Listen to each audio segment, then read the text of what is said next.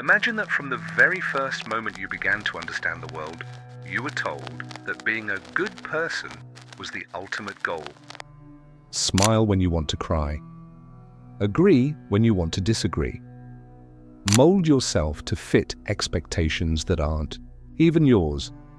But what if all of that is exactly what is keeping you small? What if the obsession with appearing good is precisely what is keeping you from being free, from being strong, from being truly respected? Today, we're going to break this myth. We're going to cross the mirror and face an uncomfortable truth. Being ethical is a courageous choice. Being nice is often a shortcut to irrelevance. Studies from Columbia University show that excessively agreeable people tend to have less autonomy in highly competitive environments. History, philosophy, and psychology all tell us the same thing, just in different languages. Get ready, because after today, you'll never see the concept of goodness the same way again. Since childhood, we are taught to value goodness as an end in itself. Be good and everything will work out, they said.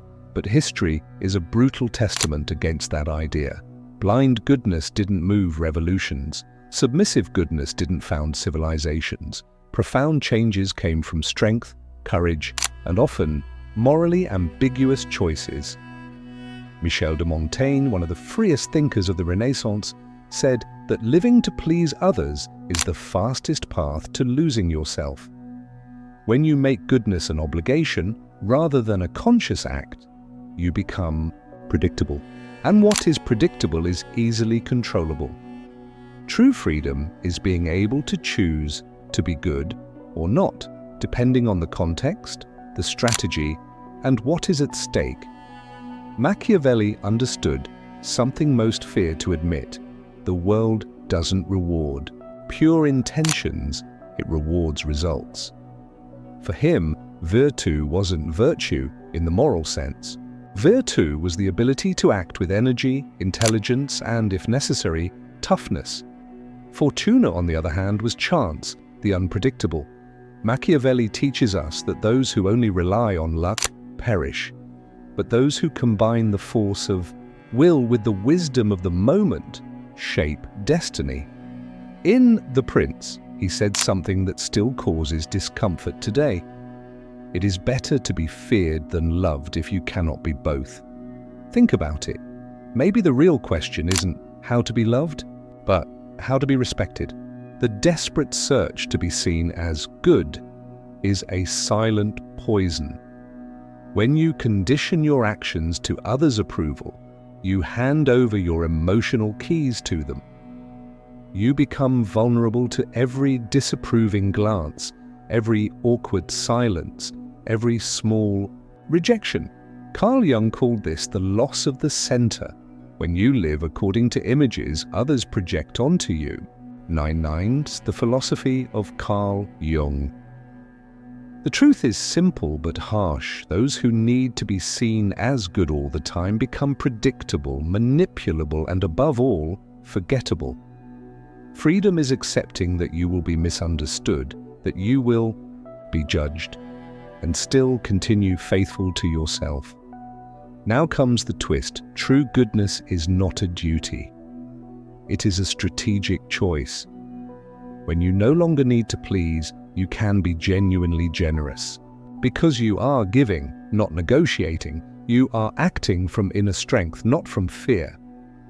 Research from Stanford Business School shows that leaders who combine compassion with assertiveness are more effective and more respected than those who try to please everyone all the time. 9/11, Aldous Huxley, and modern slavery.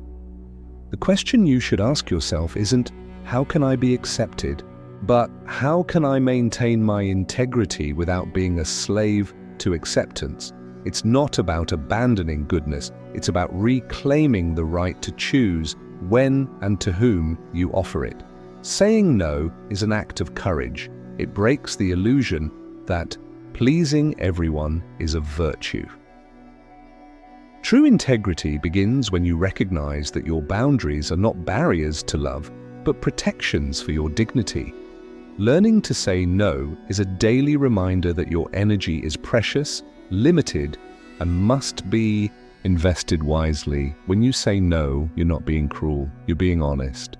You're making it clear that you have priorities, that you respect your time, your peace, and your own value. At its core, every no is a silent declaration. I choose myself.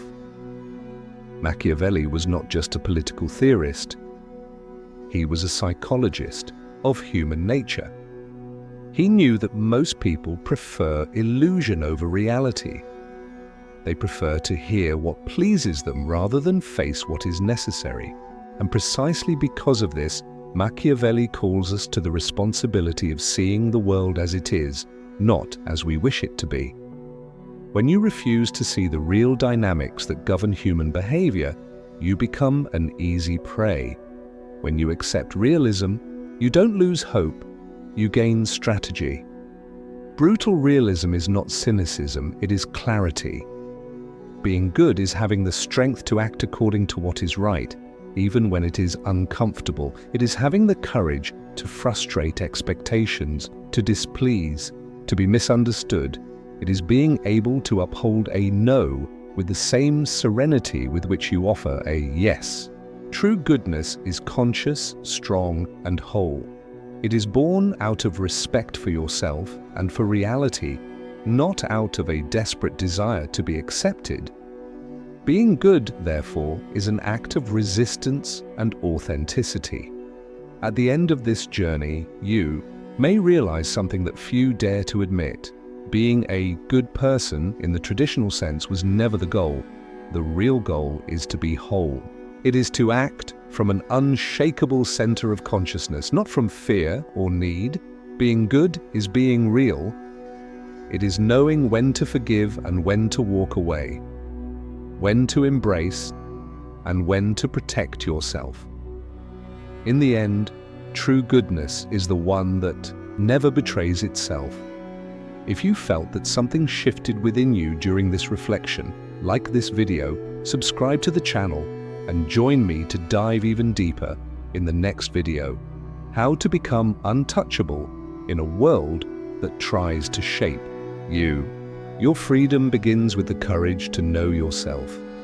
Thank you for walking this path with me. See you soon.